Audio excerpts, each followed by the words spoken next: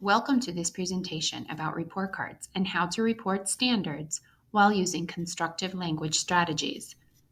Light bulbs are commonly used as a metaphor for creativity, innovation, and ideas, but they are also often seen when we talk about energy consumption, and our conversation today will definitely require some energy. We are reporting standards. We are not reporting language. This presentation is based on the research found in the Guiding Principles for Dual Language Education. Let us review what the research reveals about assessment and accountability. Here, we refer to Key Point E on this document. Assessment is consistently conducted in the two languages of the program. Effective schools use assessment measures in both languages. Dual language programs require the use of multiple measures in both languages to assess students' progress toward meeting bilingualism and biliteracy goals, as well as other curricular and content-related goals. Assessments in both languages are valid and reliable in that language and are not merely translations of English assessments. Moreover, it includes both sets of scores and evaluation reports. The district has systems for monitoring students' outcomes over time in both languages of instruction. As discussed previously, assessment must be conducted in the two languages. In addition, formative and summative assessments must be valid and reliable for bilingual learners. So what does this mean? In order for our measures to be considered valid and reliable, we must provide scaffolding to increase comprehensibility and limit the influence of language proficiency on content assessments. When collecting evidence for students in a dual language program, it is imperative that language scaffolds are provided during daily instruction in the second language to allow for increased content development and limit the influence of language interference. Using these language scaffolds allows students to demonstrate the acquisition of grade-level content and knowledge at their language proficiency level. Dual language students should never be penalized for using language supports in order to demonstrate proficiency and/or mastery of grade-level standards in the native or target language. Take a look at this standard from second grade, ELA R1.1, identify plot structure and describe main story events in a literary text. This particular standard appears in 45 different lessons during the year and 6 times in a unit. So, to begin, let's think about the concept of mastery. Here's the simplest explanation we can synthesize for you from the text on this topic. Mastery: the ability to demonstrate the outcomes of a standard across multiple attempts. Now let's look at an example to illustrate this principle. Sample template for collecting evidences. Here is a sample template for collecting student evidence. This template can be found on the Dual Language Blender page under each grade level for teachers. We have used the following symbols to identify whether or not students are meeting the standards. An X signifies that students are meeting standards. The pound sign signifies that students have not met the standard. If you look at the check with 1 backslash, that shows that students are meeting a standard with language scaffolding. And a check with 2 backslashes signifies that students are not yet meeting the standards with language scaffolding in place. Let us observe this scenario through our student Lisa, whose primary language is English, and she is learning Spanish in our dual language program. One of the objectives in this lesson is to demonstrate understanding of key details in a text. Lisa is asked a text evidence question that she cannot answer on her own. She feels discouraged, but our LY student Jose is able to answer with ease. Observe what happens when we scaffold and give the necessary language support, like using images to review vocabulary, use gestures and examples while reading. Now, Lisa is capable to provide answers. It is evident that she is able to accomplish this objective with the appropriate scaffold. Now she is happy. The teacher would collect the evidence as meeting standards with language scaffolding.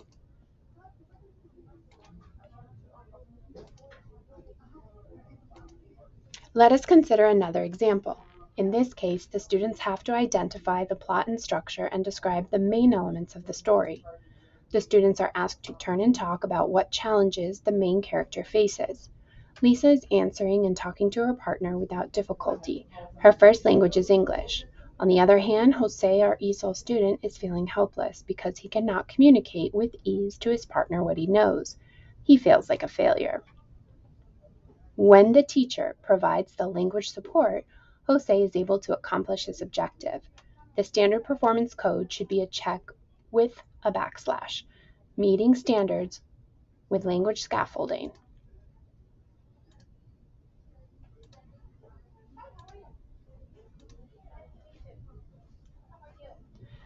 In this instance, the students are going to share and reflect by retelling the key elements of the story and then sharing it with the whole class. For Lisa, this proves to be a difficult task because she is learning Spanish and does not speak it fluently. On the other hand, Jose can carry out this task with no problem. If the teacher provides the language scaffold to Lisa and she is still able to achieve the objective, then consider the standard code that Lisa should receive. Meeting standards, not meeting standards with language scaffolding, not meeting standards with language scaffolding.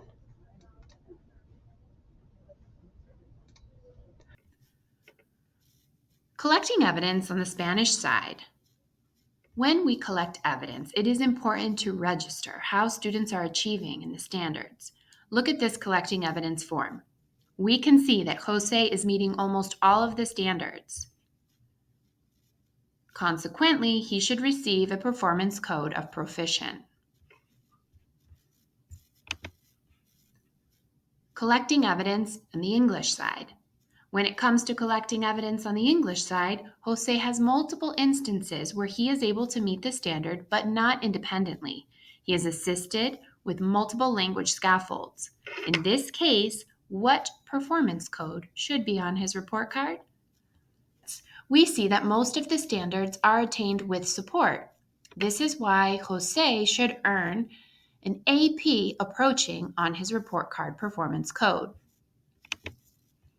Now let us go over Lisa's evidence in English. The evidence log shows that she is meeting almost all of the standards. Look at the standards where she was observed. They are all the same standard, R1.1. Therefore, we can say with confidence that Lisa can receive a performance code of PR, proficient. This evidence shows that most of the standards have not yet been met by Lisa in her Spanish class. Please note that in this log, no scaffolds were provided. Observe that when scaffolds were in place, Lisa was able to meet the standards. We can conclude that the student can achieve the standards when provided language support. If these scaffolds are not offered, the student is not able to meet the standard. So let's think about this. What performance code should appear on Lisa's report card? Should it be an ND, needs development? Is the evidence reliable? Is there language interference? We need to consider all of these before writing the performance code. It is evident that this student would be capable of reaching a performance code of AP if she was provided with language support. Marking students in dual language programs.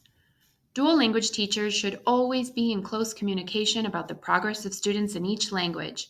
Teachers should work together to make sure that the students are getting the scaffolds needed. All dual language students should be given the opportunity to demonstrate mastery of grade level standards through a variety of formal and informal measures with language scaffolds. Here's a sample of the district's standards-based report card. The dual language report card evaluates students in both languages. We need to remember that we are assessing language standards and not language proficiency. In language arts, some foundational skills standards are different in Spanish. like it is shown here. Grammar, for example, punctuation, and spelling are specific to each language and are assessed independently in the report cards. Thank you for joining us. For more information on dual language, you can follow us on Twitter at Dual Language PBC. Thank you from the Dual Language team. For more questions, please reach out and find us at the following email addresses.